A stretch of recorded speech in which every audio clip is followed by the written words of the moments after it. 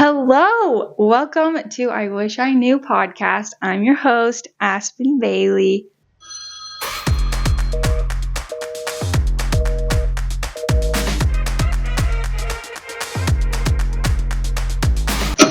Okay, today I'm going to talk about what I wish I knew about self-love.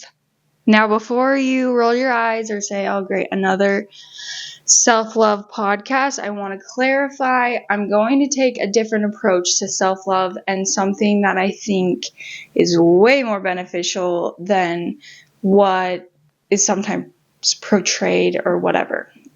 So, I think affirmations are great. I love them. I've done them with my young women's. We've made little affirmation cards. I think self-love is important, but I also think it's a little hard to go from one perspective to just positive thinking and changing that.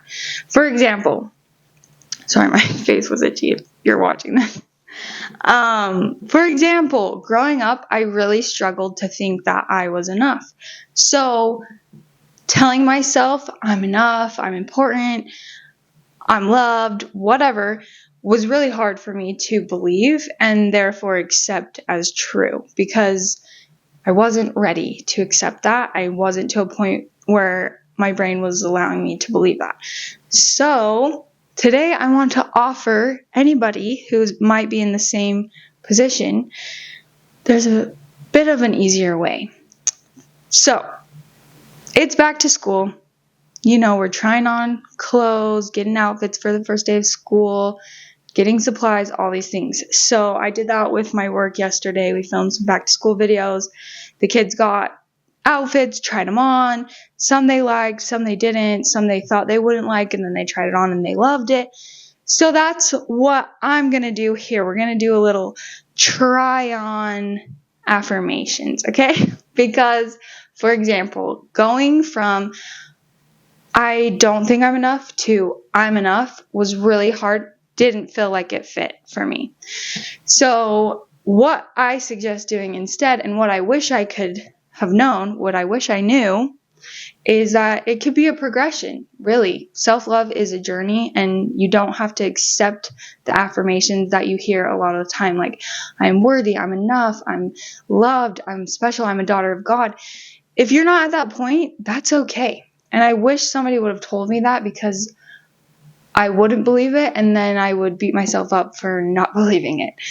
Like, it was a whole cycle. We're going to talk about mental health and perfectionism and enoughness in other podcasts, but for today, I just want to say that you could try on something else that might fit a little bit better. So, look at yourself in the mirror. See, I would do the same thing. I'd say, hello, Aspen. If you're watching this, I just looked in the mirror, but if you're listening, great. Look in the mirror and say different affirmations until you find something that fits and feels right. So for me, I didn't go from I'm not enough to I am enough. I would go from I'm kind. That is something that I always strive to be, is kind and nice. And so that is something that I would say and hold on to that I knew was true. And that's something that I grew to appreciate and love about myself. So I wasn't all the way there thinking all of me was enough, but my kindness was enough. And then I would go on to something else, like I'm outgoing or very happy or enthusiastic or whatever aspect I liked about myself, and I would make that my new affirmation that I could hold on to and believe. And doing this helped me go from, instead of 0 to 100, I would go from 0 to 5, and then 0 to 10.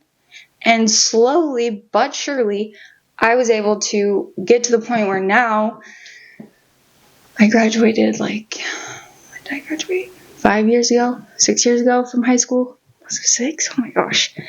Anyways, where I graduated to the point where now I'm like, yes, I know that I'm enough and I believe it confidently because I was able to progress towards it. But 6 years ago, it was a struggle for me to wrap my head around the fact that I could believe this.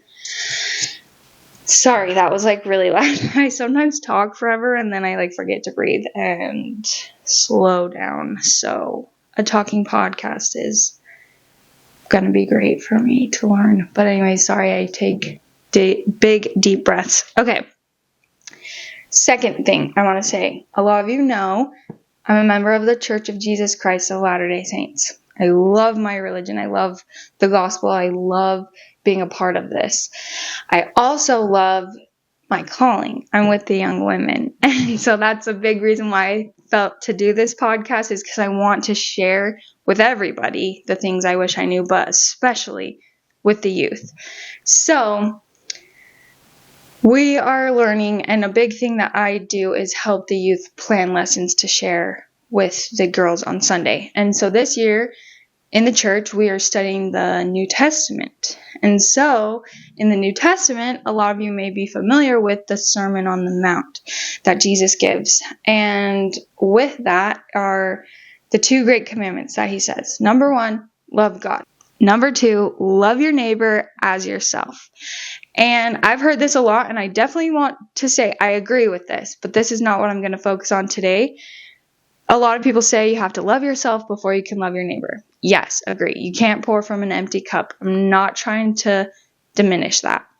But I also think that there's another reason. I was going to say greater, but not a greater reason, but another reason why he says to love your neighbor first instead of saying love yourself and then love your neighbor. I think there's a specific reason why Christ says what he does, is because it's a lot easier to be kind and sympathetic towards somebody else rather than towards yourself.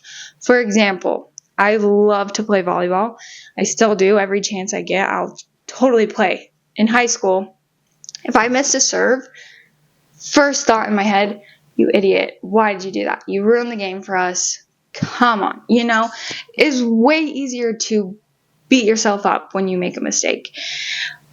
But if my teammate would have missed her serve, never in a million years would I have talked to her like that. I was the first person there to say, you're okay.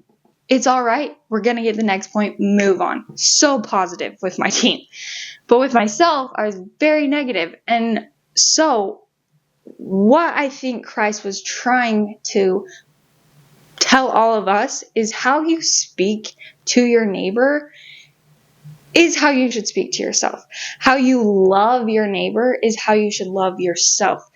Another example, if I did something embarrassing or tripped, I'm kind of clumsy, ask my husband. If I fell, I would be like, oh, I'm such an idiot. I'm so embarrassed. That was so stupid. If my friend fell, yeah, guarantee we're going to laugh and joke about it. But I would never say, you're an idiot. Why'd you do that? Get up, move on. I would be way more compassionate, and I'd make sure she's okay or he's okay and pick him up and go on my way, And so I think that's what the Savior is trying to teach us. It's like the compassion and the empathy and the kindness and the first reaction you have towards your friends or family or even strangers is to be kind and to be patient and loving and helpful. I think what he's saying is love your neighbor as yourself. So love your neighbor the same way, with the same compassion that you have for yourself. Okay? I think I'm repeating myself. But basically, don't be so hard on yourself. It's like if you wouldn't ever talk to somebody that way, you should never talk to yourself that way. If you would never belittle somebody, don't belittle yourself. Okay? So basically, those are my thoughts for the day. That's my take on self-love. I know self-love can be kind of repetitive, but I think it's really important. It's a progression. It's a journey. I think it takes a long time to get to the point where you fully accept and love yourself.